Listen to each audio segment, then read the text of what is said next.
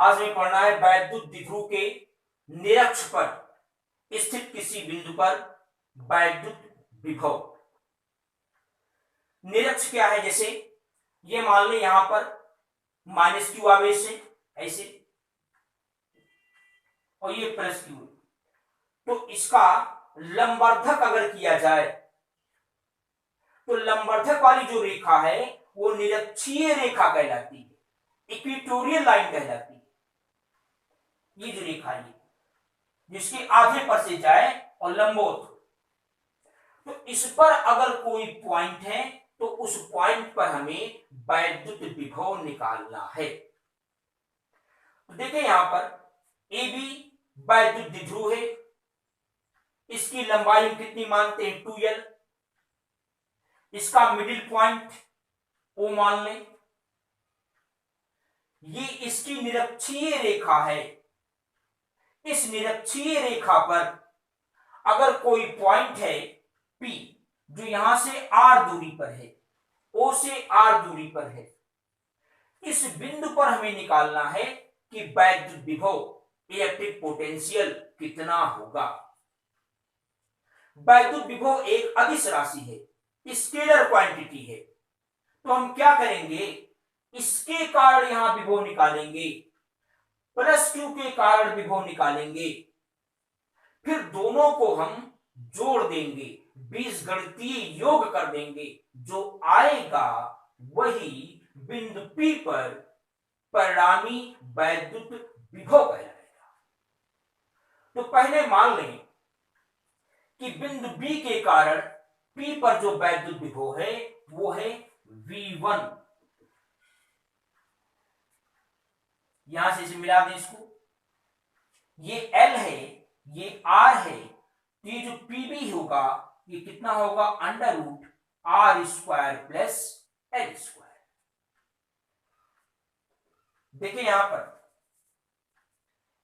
तो V कैसे निकालते हैं? किसी भी बिंदु आवेश के कारण वैद्युत विभव आपने पढ़ा होगा, क्या होता है? 1/4 पाई एप्सिलॉन नॉट। फिर क्या होता है? आवेश कितना है? Q +q बाई डिस्टेंस, दूरी, यहां से यहां तक की दूरी। तो यहां से यहां तक की दूरी कितनी है? देखिए PB कितना है? √r² plus L²। हो जाएगा √r² प्लस L²। ये हो गया +q के कारण बिंदु P पर वैद्युत विभव। इसी प्रकार अब -q के कारण निकालें, तो -q के कारण अगर हम विभव को V2 मान लें तो V2 कितना होगा?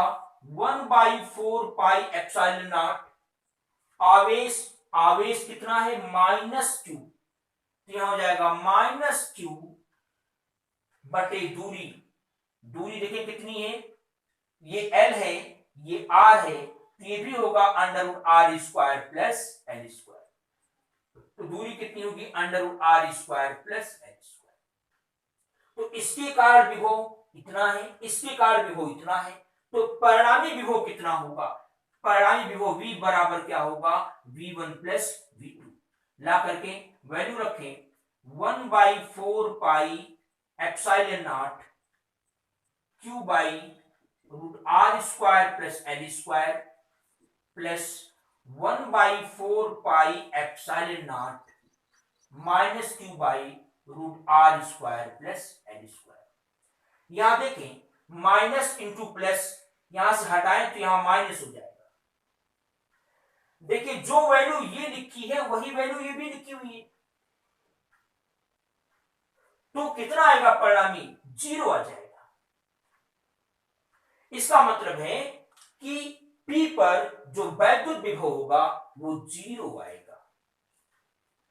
इसका मतलब है कि निरक्षीय रेखा पर अगर कोई बिंदु है तो उस बिंदु पर वैद्युत विभव का मान 0 प्राप्त होता है।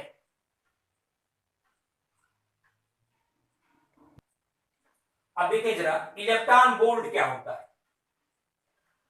अगर वैद्युत क्षेत्र के अंदर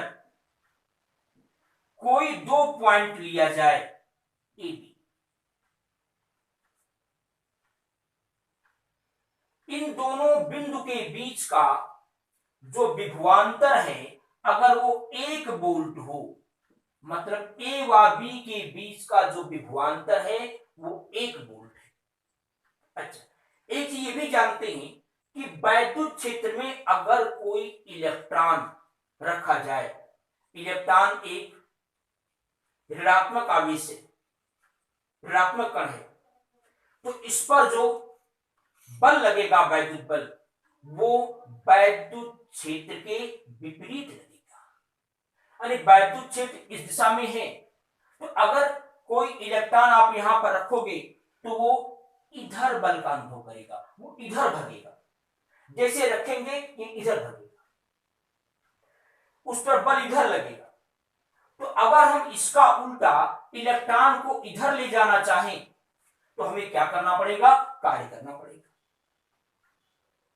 तो अगर मान लें ए व बी के बीच का विभवांतर 1 वोल्ट है, तो किसी इलेक्ट्रॉन को ए से बी तक यानी वैद्युत क्षेत्र की दिशा में अगर हम यहां से यहां तक ले जाएं तो यहां से यहां तक ले जाने में जितना कार्य करना पड़ता है वही कार्य 1 इलेक्ट्रॉन वोल्ट कहलाता है।